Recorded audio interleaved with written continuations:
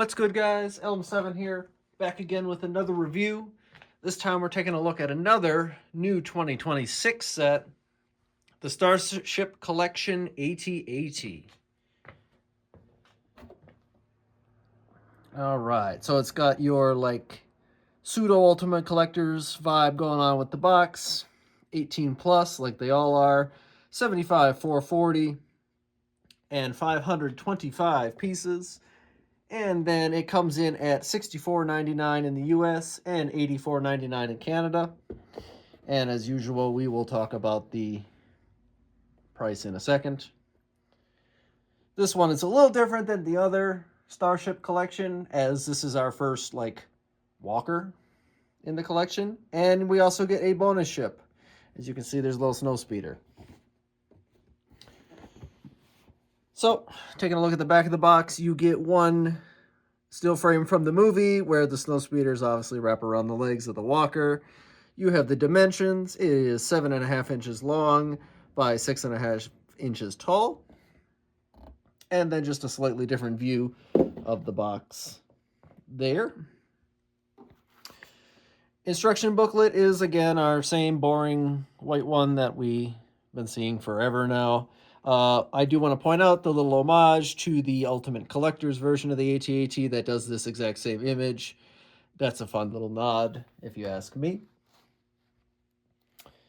They always have a little fun thing in here. See if I can find it. So while you're building the body, I know this isn't the actual page, but these little studs right there signify some snowtroopers in the bay of the AT-AT, which you can obviously do in the Ultimate Collector's version. And I actually found the page for this one. Well, you're building the head. You can also have a AT-AT driver and General Veers, who they signify with studs again. Just those fun little nods that they're putting in these ships to make them feel a little more alive than what they actually are. So, 104 pages in. Not a terribly long build as far as builds goes. It may seem longer, obviously, because you build the legs basically 4 times in a row, with the exception of the one leg being bent. But that's not too different than the other ones. And I quite enjoyed the build. So speaking of that, I will be back in a minute, and you guys can watch me build the set, and then we will talk about it. See you in a sec.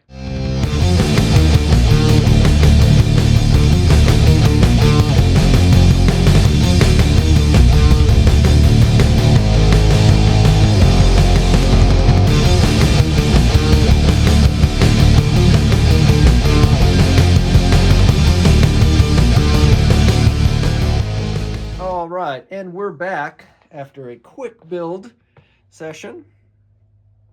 As you can see, them, obviously even sped up. Majority of the time was spent on the legs. They're a little tedious, but I like the detail nonetheless. So with all of these little midi-scale ships, no minifigures or anything, but you do get a little display card, and I'm actually going to take it off for this purpose. Nothing too special. Same as they've kind of been in all the other ones. It just has the name of the vehicle. I still think they could put more on there. But, that's just beggar's theory, right? So, taking a look at our AT-AT. Like I said, this is the first time we get a walker as part of the midi-scale collection, which I kind of like them branching out. Maybe we'll get others. This one, it is static in position. The legs do move, much like the Ultimate Collector's legs do. But to keep it on the stand, it actually has some Technic pins on the bottom there, as you can see. And they just keep the legs in the position you need them to stand and keep this one leg bent like that, along with the Snowspeeder and all that fun stuff. But I just wanted to point out some of the leg detail, because I thought it was pretty neat. For a smaller little display set, they actually did in my opinion, a pretty good job on the leg representation. You know, you have all your joints, you have the gears and all the stuff that hold the legs and allow them to bend and function.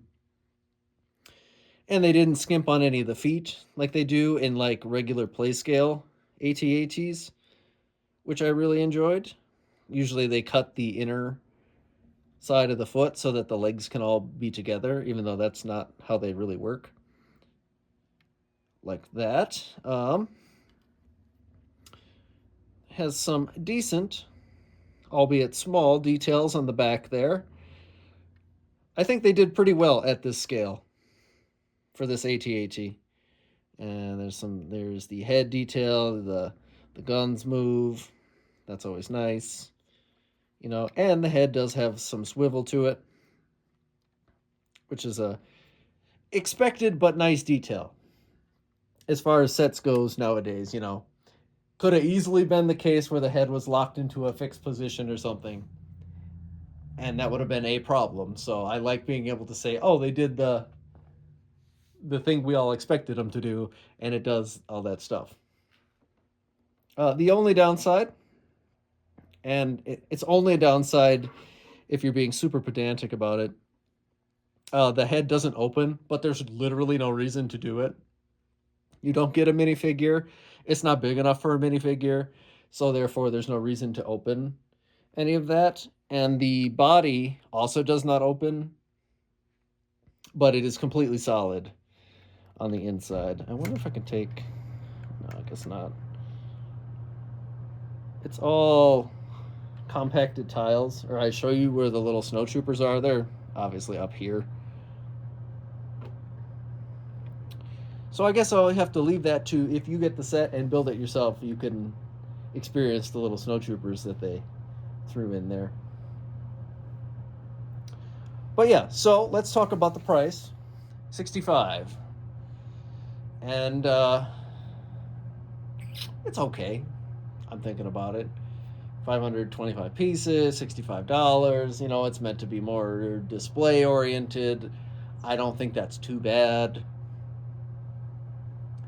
Before you crucify me for that thing, you know,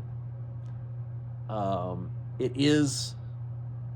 I didn't actually do the math, but it is statistically cheaper in all the other regions. But the inflation tax and all that fun stuff that hits the state sets nowadays, it hits them. So I think 65 is okay. Um, like obviously in the real world, everyone would want it to be 50, but I think that's. I'm not saying I wouldn't want it to be 50, but I think it's unrealistic to expect it to be 50 nowadays. Is all I'm saying. Not defending it because most of the sets are too expensive nowadays. But a set that, you know, can actually live up to its price tag is also something to be mentioned on the positive end, and this one isn't bad. I'm not the biggest fan of an ATAT, so this really wasn't targeted to me, but then it was targeted towards me because I like the collector aspect of it and it being a little more challenging to build and all that fun stuff. You know, I had the big one too, and all of the other littler ones. So if you have an AT-AT in play school, you probably don't need this one. But if you're a collector and you missed out on the bigger one, then sure, this is a great set for you. Pick it up, you know, put it on display, then save up until you can eventually maybe find the big one, and, you know, then give up your first child to get it. Because that's what those cost nowadays. All right. Anyway, I don't think 65 is too bad. Maybe it'll go on sale. The sweet spot would probably be 55, but they don't really like that price point. You know, there hasn't been too many Star Wars sets in general that have been $54.99. I know there has been a couple, but they like those, you know, the rounding up to the tens. So I think if we couldn't get it for 50, getting this boy for 60 would have been the sweet spot. But I don't think that 65 devalues this particular set. It's decent. It does what it needs to do and is a nice little display piece that doesn't take up a whole entire table. And that's exactly the whole point of these mini scale sets. This one, though, unlike all the other ones, does come with a little Snowspeeder, which is fine. I think it's okay. I like the techniques they use to put the Snowspeeder and like get the rope wrapped around the legs and the little translucent piece to make it look like it's flying.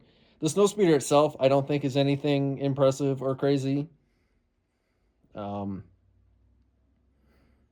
It's very, very basic, honestly, for this type of set. Let's see, I actually broke it there doing that. Oops.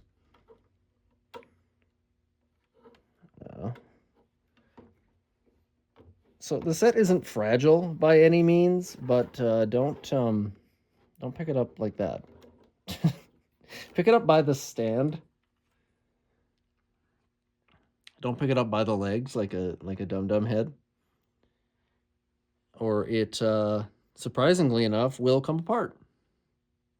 Anyway, yeah, the Snowspeeder, it I don't think we actually needed the Snowspeeder in this set. And that's why I'm going to say a little bit of the greediness in there to get a couple more bucks out of this set. You know, they put the Snowspeeder in and probably said, all right, hike it $5. You know, most likely. I think the AT-AT would have been fine on its own. I think it is fine on its own. And I think they could have lowered the price point if they got rid of the little Snowspeeder. And I don't think it particularly adds too much to the set. It is a cool little addition, you know, because it does look like it's flying at this particular angle because you can't see the translucent piece. But I don't think that was make or break in this set. And maybe this is their way of saying they're not going to do like a MIDI Snowspeeder at any point, which I don't think we really need anyway. My own personal opinion. But that'll pretty much wrap up this little AT-AT review. Last thing I wanted to do, because people were kind of in an uproar about this, is comparing this AT-AT to our little promotional gingerbread AT-AT, who is a little cheaper at 60. And they're about the same size. You know, people were complaining that the gingerbread one has so many more pieces and a much better value. It's a much better value if you want the super rare gingerbread Darth Vader. Sure. But the AT-AT itself is a little more flimsy than this Midi-scaled one, and it's also like themed, so like you probably wouldn't want the gingerbread AT-AT out forever. And to address the piece count difference to the price thing, they do weigh about the same. You know, me holding them in both of my hands, they feel about the same weight.